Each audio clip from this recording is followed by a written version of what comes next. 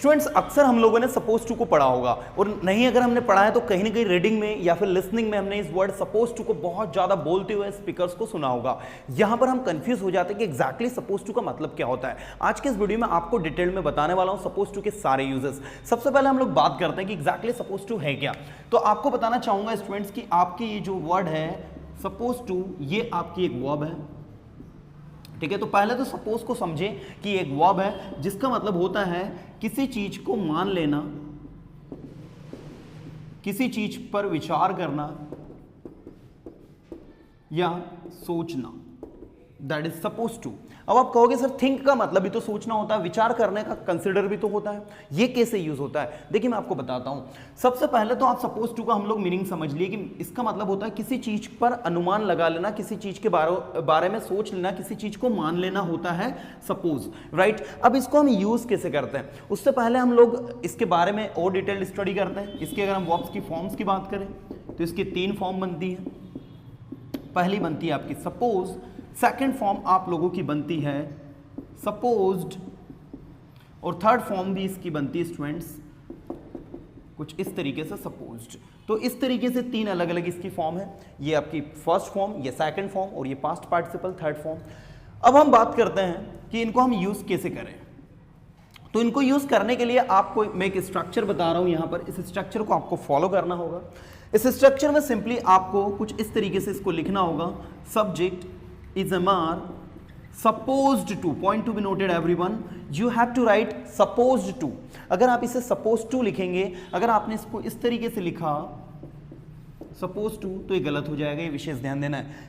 is MR मतलब कि आपकी होती है to be verb, इस to be verb को आपको लगाना है, supposed to यूज करना है, एंड देन उसके बाद एक न्यू verb लेनी है फर्स्ट फॉर्म में और फिर ऑब्जेक्ट। ये इसका स्ट्रक्चर होगा। अगर आप इस स्ट्रक्चर को पास्ट में बनाएंगे तो आपको वॉज वेयर लगाना है। याद रखना है सपोज टू का आपको फ्यूचर नहीं बनाना है, point to be noted everyone. अब इसे हम इसके सेंटेंसेस बनाते हैं। तो सबसे पहले हम इसके यूजेस के बारे में बात करते हैं। तो इसका यूज हम किस तरीके से करते हैं और ये हिंदी मीनिंग इसका किस तरीके से निकलता है उसके बारे में हम सबसे पहले देखते हैं। तो स्टूडेंट्स इसका उपयोग होता है, सबसे पहला यूज इसका होता है द फर्स्ट यूज ड्यूटी और रिस्पॉन्सिबिलिटी में। इसके अलावा ऑब्लिगेशंस में भी आप इसको यूज करते हैं। This is the first use. अब आप कहोगे सर ऑब्लिगेशंस, ड्यूटी, रिस्पॉन्सिबिलिटी के लिए तो हम शुड यूज करते हैं। जी हाँ, ये शुड की तरह यूज होता है, इसलिए इसके सेंटेंस के लास्ट में आपको चाहिए लगाना होगा, राइट। जैसे आपने किसी से कहा, आपको जैसे कोई व्यक्ति लेट आ रहा है और उसका समय पर आना उसकी एक ड्यूटी है, तो आप कहेंगे कि आपको समय पर आना चाहिए। तो you are suppose to come on time.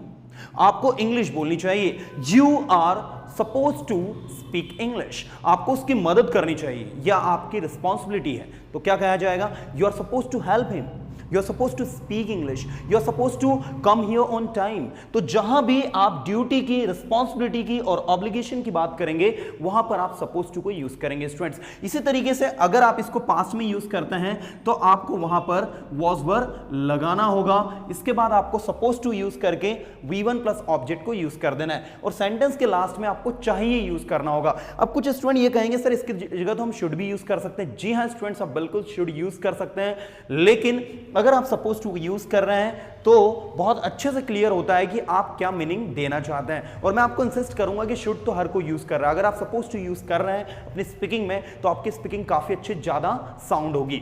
इसके बाद इसका सेकंड यूज होता है students, this is the first use. Now the second use, जहां पर भी आप अपना इंटेंशन और पर्पस जो है वो बताते हो, उसके साथ भी हम इसको यूज करते हैं। अब इंटेंशन और पर्पस किस तरीके से, जैसे आपने कहा कि आपने अपना इंटेंशन शो अप किया कि मुझे काम करना चाहिए, I am suppose to do this work, मुझे वहां जाना चाहिए यार, I am suppose to go there, मुझे उसकी मदद करनी चाहिए। अब खुद का अपना एक पर्पस और एक अपना इंटेंशन बता रहा हो तो आप इंग्लिश में कहेंगे I am suppose to do this work, मुझे उसकी मदद करनी चाहिए, I am suppose to help him. तो जहां भी आप इस तरीके से अपने इंटेंशंस को और अपने पर्पस को शो अप करेंगे स्टूडेंट्स, तो वहां भी आप सपोज टू का यूज करते हैं। इसके अलावा सपोज टू का यूज होता है स्टूडेंट्स एक्सपेक्टेशन में। एक्सपेक्टेशंस एंड जो भी अरेंजमेंट्स होते हैं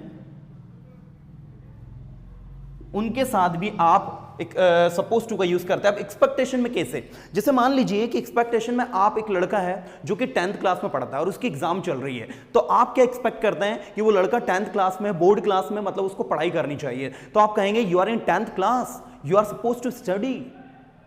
ओके, तो आप उससे एक एक्सपेक्टेशन रख रहे हैं, आप उससे एक उम्मीद रख रहे हैं, तो वहां पर भी आप सपोज टू का यूज करेंगे। मतलब सपोज टू में आप एक स्टूडेंट जो कि पढ़ाई नहीं कर रहा, आप उससे कह रहे हो you are in 10th class, this is the board class, you are suppose to study, you are suppose to study. इसी तरीके से आप इसको पास्ट में भी यूज कर सकते हैं। वहीं अरेंजमेंट्स में जैसे मैंने कहा कि यार यहां पर एक गार्डन होना चाहिए, so it is suppose to be a garden here, या here suppose to be a garden.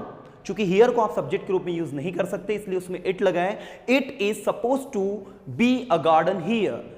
मैं एक बार सेंटेंस को फिर से बता देता हूं, it is suppose to be आपकी वर्ब हो जाएगी, अ गार्डन हियर, मतलब यहां पर अरेंजमेंट में क्या होना चाहिए, एक गार्डन होना चाहिए। जैसे एक रूम है, एक कमरा है, मैंने कहा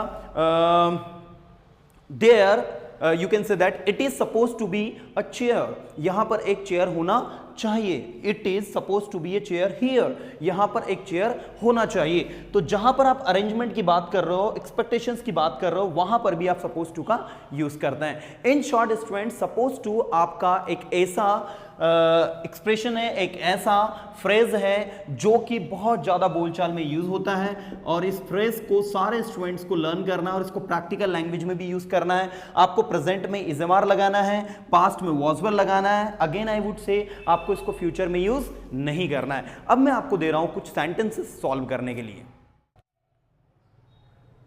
नाउ स्टूडेंट्स, अब आपके लिए लाया मैं छोटी सी एक्सरसाइज के लिए, मतलब कि इसमें आपको मैंने कुछ सेंटेंसेस दिए हैं, इन सेंटेंसेस को आपको इंग्लिश में करना है। मैं आपको ये बताऊंगा कि कौन सा सेंटेंस क्या शो अप कर रहा है। जैसे इसमें फर्स्ट सेंटेंस में लिखा है तुम एक समझदार लड़के हो, तुम्हें वहां नहीं जाना चाहिए। तो यहां पर हम लोग शो अप कर रहे हैं, एक समझदार लड़का अगर कोई है तो हम उससे कुछ एक्सपेक्टेशन रख रहे हैं, उससे कुछ उम्मीद रख रहे हैं, उसको कुछ बता रहे हैं कि उसकी क्या रिस्पॉन्सिबिलिटी है। तो उसके साथ में आप लगा रहे हो, तो तुम एक समझदार लड़के हो, you are a sensible boy, no need to speak, तुम्हें वहां जाना चाहिए, तुम्हें वहां नहीं जाना चाहिए। आई होप कि आप इसकी इंग्लिश कर दोगे। तुम्हें अपना काम समय पर करना चाहिए, ये आप सामने वाले को ड्यूटी का बोध करवा रहे हो। शुड में तो बन ही जाएगा, लेकिन शुड की बजाय आपको सपोज टू में बनाना है। इसके बाद है घर के सामने एक पेड़ होना चाहिए। अब ये हम अपने इंटेंशन को बता रहे हैं, हम अपने पर्पस को बता रहे हैं, इंटेंशन को बता रहे हैं कि यार ऐसा होना चाहिए। तो कोशिश करें आप इसको देयर से बनाएं।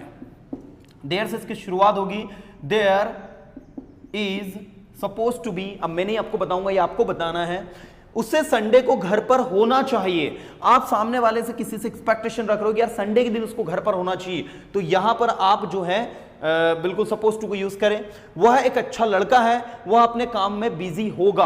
अब देखो आप सोच रहे होंगे कि यहां पर बिजी होगा, सर इसमें चाहिए आया नहीं, फिर कैसे बनेगा ये सपोज टू में? बिल्कुल बनेगा स्टूडेंट्स। वह एक अच्छा लड़का है, आप उससे एक एक्सपेक्टेशन रख रहे हो, उम्मीद रख रहे हो, तो आप कहोगे he is a good boy and he is suppose to be busy in his studies, right?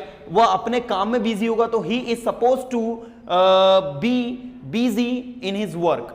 But मुझे नहीं बनाना है, ये मुझे बिल्कुल नहीं बताना है, मैंने बता दिया, कोई गल नहीं। अब मुझे कमेंट करके इनके आंसर्स बताएं, और उम्मीद करता हूं कि आपको सपोज टू क्लियर हुआ होगा। सपोज टू जो कि शुड को रिप्लेस करता है, जो कि हमारे ड्यूटी के, रिस्पॉन्सिबिलिटी के, ऑब्लिगेशंस की फीलिंग को रिप्रेजेंट करता है। उम्मीद करता हूं आपको समझ में आया होगा। वीडियो अच्छा लगे इसे लाइक करें, फ्रेंड सर्कल में शेयर करें, और अगर हमारे चैनल पर नया है तो चैनल को सब्सक्राइब जरूर कर ले, बेल आइकन को दबा दो, ताकि जैसे ही हम लोग कोई वीडियो अपलोड करते हैं तुरंत आपको उसका नोटिफिकेशन मिल जाए। उम्मीद करता हूं डियर स्टूडेंट्स वीडियो अच्छा लगा, इसे लाइक करें, फ्रेंड सर्कल में शेयर करें। Thank you so much friend, thank you to watch this video, thank you so much।